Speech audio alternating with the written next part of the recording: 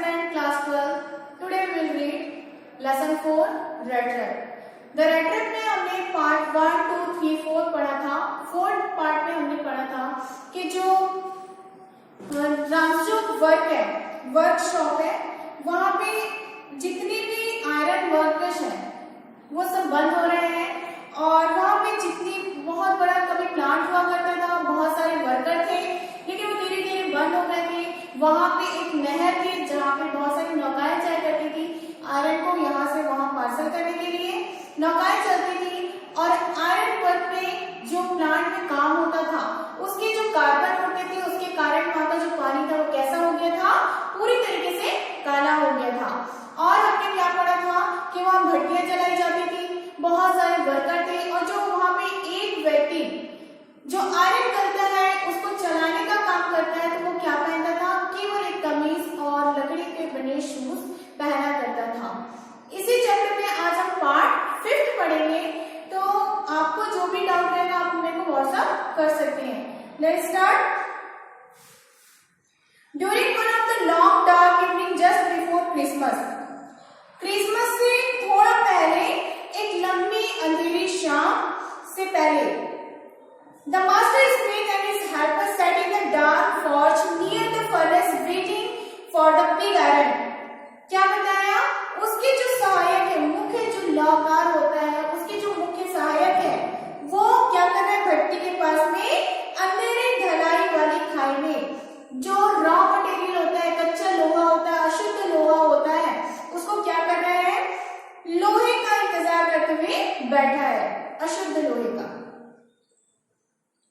which had been put in the fire to be ready to put on the anvil.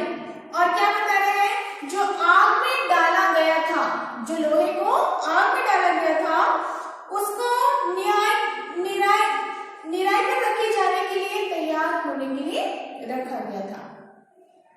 Every now and then one of them got up to steal the glowing mass with the long iron bar. कभी कभी उनमें से जो मुख्य सहायक है उनमें से एक व्यक्ति, अभी बताया था हमने पार्ट 4 में हमने पढ़ा था, तो उसने बताया था कि एक आदमी है जो एक लंबी लोहे की छड़ से चमकते हुए पदार्थ को हिलाने के लिए वो जाता है और क्या करता है, कुछ ही पल में जाके वहां से वापस आ जाता है. लिखा है रिटर्निंग अ फ्यू मोमेंट्स, एक ही पल में जाता और तुरंत वापस आ जाता है. Dripping with perspiration as he was the custom, he wore nothing but a long shirt and a pair of wooden shoes. और वहां का एक कस्टम है, रीति रिवाज है कि जो भी व्यक्ति उस लोहे गले हुए लोहे के पदार्थ को चलाने के लिए जाता है तो वो लंबी शर्ट पहनता है और अपने वुडन शूज, लकड़ी के बने हुए शूज पहनता है. All the time there were many sounds to be heard in the forge.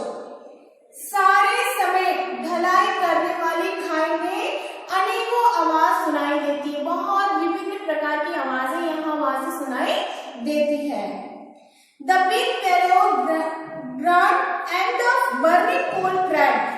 क्या बता रहे हैं, जो बड़ी चौकियां है, जो चिमनियां है, भट्टियां है, वो बहुत ही दहाड़ती हुई आवाज आती है उसमें से और जलता हुआ कोयला भी तड़कता है, तड़ाके की उसमें आवाज आती है. देखिए होंगे आप लोग कि आप लोग के घर में पहले जब गैस चूल्हा नहीं हुआ करता था तो सिगड़ी चलाया करते थे. सिगड़ी में जैसे ही आग में कोयला डाला जाता है, कोयला जब पूरा जल जाता है, रेड हो जाता है, तो क्या होने लगता है, बिजली से तड़कने लगता है, तो वो तड़कने की जो आवाज आती है, लेखक ने उसी चीज को यहाँ पे बताया है कि जो कोयला है लोहा गलाने के लिए जब जाते हैं तो चौकियां, जो भट्टियां होती है, उनमें से अनेक प्रकार की विभिन्न प्रकार की आवाजें आती है और जो कोयला है उसके भी तड़कने की आवाज आती है. The fire was showered charcoal into the mouth of the furnace with a great deal of clatter.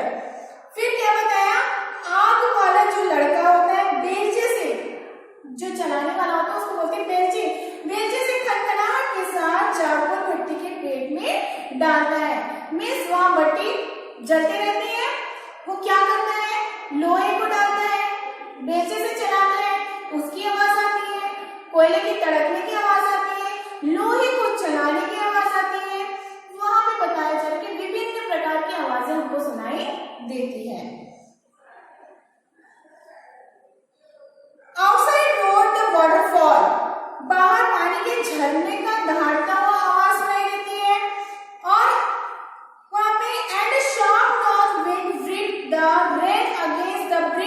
Tactile roof. और क्या बता रहे हैं यहाँ पे कि तीखी उत्तरी हवा वर्षा वाली ईंटों की जो ईंटों वाली छत से टकराती थी। जैसे पानी गिरता है, देखते हो आप लोग के किसी के घर में शीट लगा है या टीन लगा है, तो टीन में पानी गिरता है तो उसकी आवाज खनखनाहट के साथ आती है, शीट में गिरता है तो टिप टिप अलग आवाज आती है। तो वही बताया जा रहा है कि एक भट्टी के पास में बैठा एक व्यक्ति क्या कर रहा है, कच्चे लोहे को डाल रहा है पिघलने के लिए, उसकी आवाज आ रही है, उसको जब चला रहे हैं उसकी आवाज आ रही है, कोयले को आग में डाल रहे हैं उसकी आवाज आ रही है, बाहर बारिश हो रही है पानी की जो झरने की आवाज है वो आ रही है। मतलब बहुत सारे ऐसे विभिन्न प्रकार की आवाजें जो सुनाई दे रही है, लेकिन वहां उस चीज को व्यक्त कर रहे, बता रहे हैं। और जो ईंट वाली छत बनी है उससे जब पानी टकराता है तो उसके छनछनाहट की आवाज आती है। It was probably on account of all this noise that the blacksmith didn't notice that a man had opened the gate and entered the forge. इतनी सारी आवाजों के बीच में एक व्यक्ति डोर खोलता है और किस तरीके से वो अंदर आ जाता है, यह बात वहां के लोहार को बिल्कुल भी पता नहीं चलता है। Until he stood closer to the furnace. और यह आदमी जो है भट्टी के पास आकर खड़ा नहीं हो गया। वो वहां किसी को भी पता नहीं चलता, भट्टी में जो आग सुलग रही है, जो उसे ऊपर की ओर उड़ रही है, उसके सामने कोई आदमी आकर खड़ा हो गया है, वहां किसी को ये पता नहीं चला। Surely it was nothing unusual for poor vagrants without any better shelter for the night to be attracted to the forge by the glow of light which escaped through the steepness.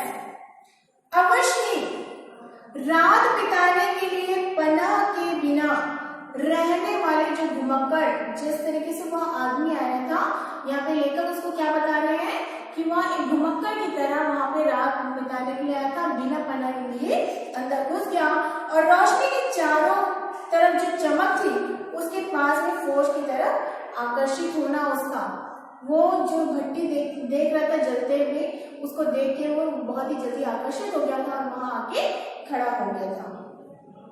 The forge by the glow of light which escaped through the steepness.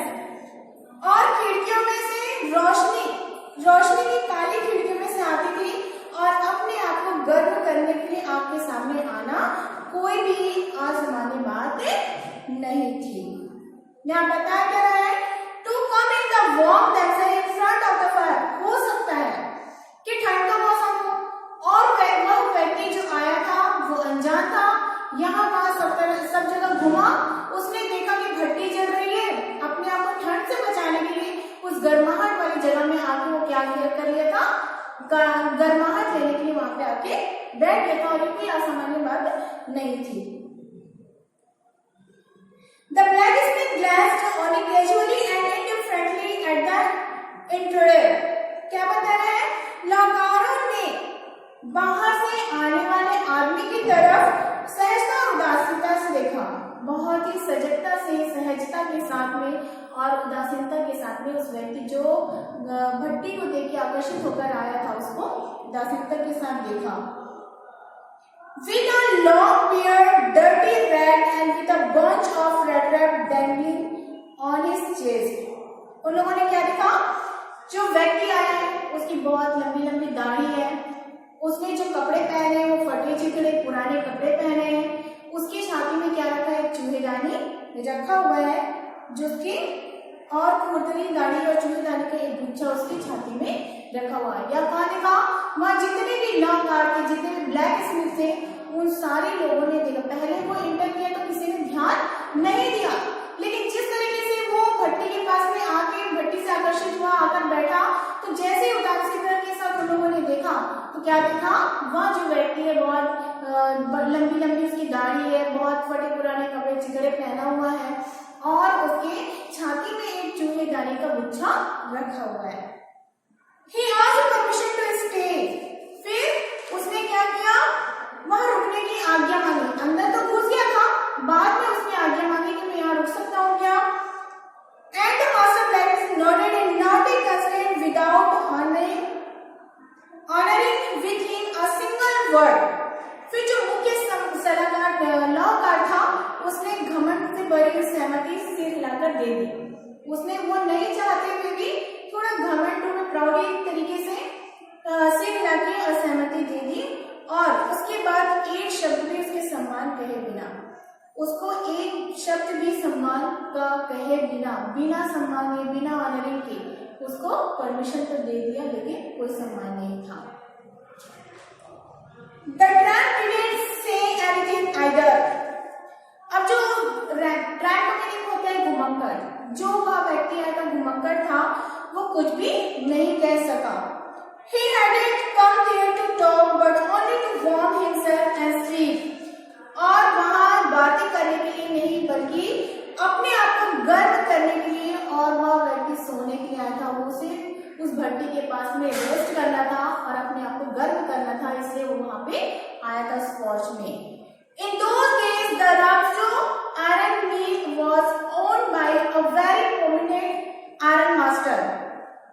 उन दिनों रामजो law मिल का जो मालिक था वो एक प्रसिद्ध iron master था, जिसका महत्तम क्या बताया जा रहा है, जिसका महत्तम एक बहुत ही मुख्य उद्देश्य था, बहुत ही महान उद्देश्य था। क्या था? Whose greatest ambition was to ship out good iron to the market. कि जो उसका बहुत ही अच्छा लोहा है वो जहाजों के जरिए मार्केट में जाए और उसका जो बाजार में भेजना था। जो पहले नहर चलती थी वहां पे नौकाएं चलती थी, लेकिन अब वो नाव के जरिए नहीं बल्कि जहाजों के जरिए जो उसका अच्छा लोहा बन रहा है उसके मिल में, फोर्ज में, उसको वो क्या करना चाहता था, बाजार में भेजना चाहता था। He worked both night and day to see that the work was done as well as possible.